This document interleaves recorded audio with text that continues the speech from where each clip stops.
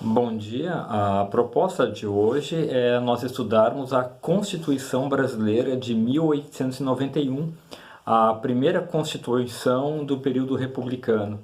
Temos que lembrar que a Constituição anterior, promulgada, não, melhor, outorgada por Dom Pedro I em 1824, né? Outorgada significa que foi o imperador que impôs, não houve votação, não houve conversa com os deputados, não houve participação popular nessa Constituição, apesar de ter sido classificada como autoritária, que vai levar a várias rebeliões no Brasil, né? No caso a Confederação do Equador, ela se manteve durante o reinado de Dom Pedro II.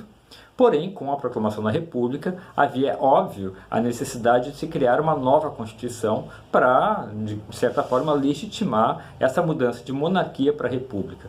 Pois bem, a proposta de hoje é tentar entender características dessa Constituição e isso vai funcionar para nós entendermos a mudança com o regime anterior. Ou seja, o que eu espero que vocês percebam é o que essa Constituição de 91 fala em relação à Constituição de 1824.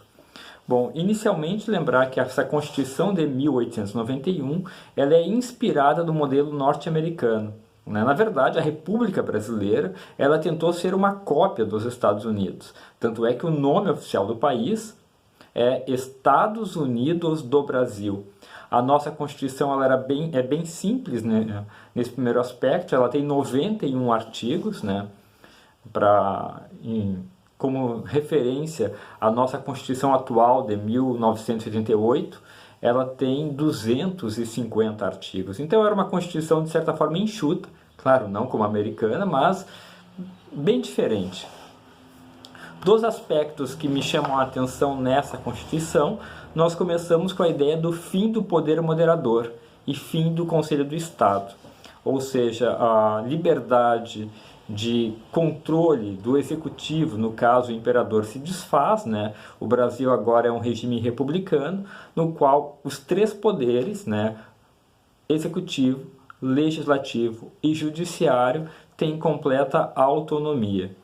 O legislativo ele é bicameral, né? Nós temos a Câmara dos Deputados e o Senado, com uma importante mudança que a Câmara dos Deputados agora a representação é por proporcionalidade, ou seja, quanto maior a população de um estado, maior o número de deputados. Isso vai beneficiar os estados de São Paulo, Minas Gerais, Rio de Janeiro e Rio Grande do Sul. Né? Pela primeira vez, o centro-sul do país passa a dominar, ter maior representação na Câmara dos Deputados.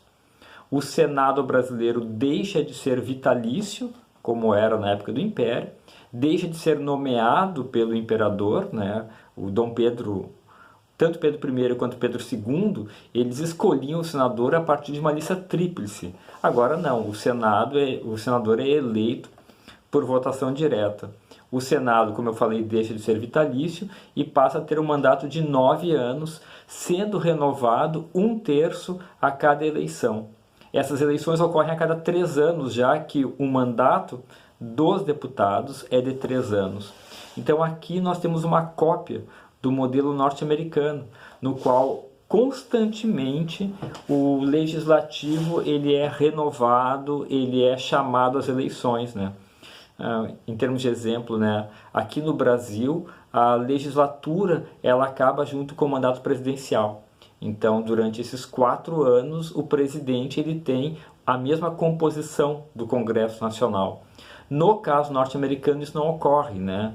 O Donald Trump ou qualquer presidente americano, a cada 2 anos há uma eleição para renovar 1/3 do Congresso americano no Senado, né? Tal qual a nossa Constituição de 91 previa. Ou seja, a cada 2 anos, no caso brasileiro, a cada 3 anos, tu tem uma nova referendo popular.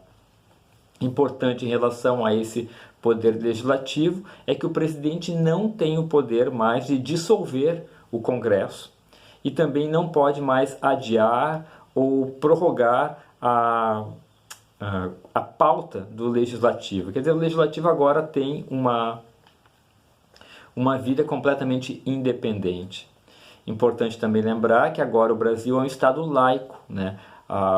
religião católica não é mais a religião oficial do Estado brasileiro. Qual a importância que nós temos nisso? Primeiro, do ponto de vista político, então agora vai ser permitido a eleição de políticos que não sejam católicos. Isso era uma obrigação. O deputado, o senador, ele tinha que ser católico para poder assumir o mandato. O ensino agora ele é público e não mais confessional, quer dizer, o casamento civil vai ser o único casamento reconhecido pelo Estado e vai poder haver cemitérios públicos. Quer dizer, o Estado ele começa a se libertar da igreja, lembrando que na época do Império, quem pagava os salários, quem mantinha a igreja era o próprio governo.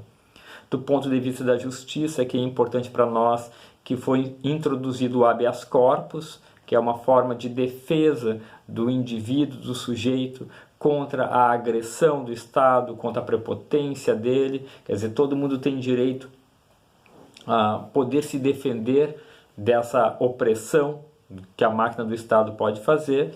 É abolida a pena de morte, as galés. Quer dizer, o Brasil tenta entrar na justiça de um ponto de vista mais moderno, assim. Mas, sem dúvida, o mais importante para nós aqui dessa Constituição é o seu caráter federalista, né? A grande disputa que nós temos no Brasil até hoje. O Brasil é uma federação ou não? Em 1891 isso ficou bem claro, o Brasil era uma federação, porque dava aos estados muita autonomia. Os estados poderiam eleger seus governadores a partir de agora. Antes o governador era nomeado pelo imperador, né? Dentro do estado tu votava para deputado, mas tu não votava para governador. Agora as eleições são diretas para o executivo estadual. Os estados têm direito, né, têm a oportunidade de tomar empréstimos externos. Isso vai facilitar e é um interesse muito grande dos paulistas que tinham um desenvolvimento de infraestrutura muito grande e agora poderiam captar esses recursos do exterior, né? Isso é muito, vai levar essa desigualdade regional que a gente percebe no Brasil até hoje.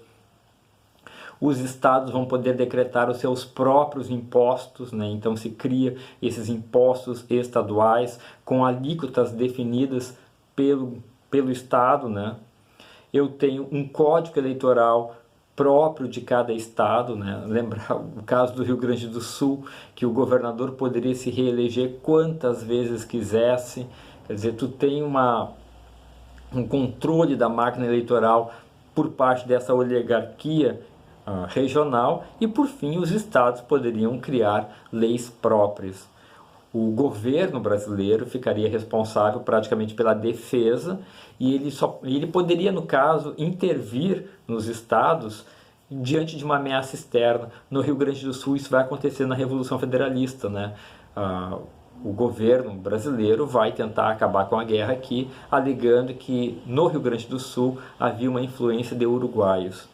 E por fim, né, nesses avanços que nós percebemos nessa Constituição de 91, que vai terminar com o autoritarismo, com a centralização do poder em torno do rei, nós temos um lado negativo, no qual essa Constituição ela não tocou nos direitos sociais, né, o ensino e a saúde deixou de ser uma obrigação do poder público. Então não havia necessidade do governo brasileiro de criar hospitais, de atender essa população. Não havia necessidade do governo brasileiro de criar escolas. É triste pensar que a República no Brasil ela surge, digamos assim, desvinculada da população. Seria isso. Obrigado.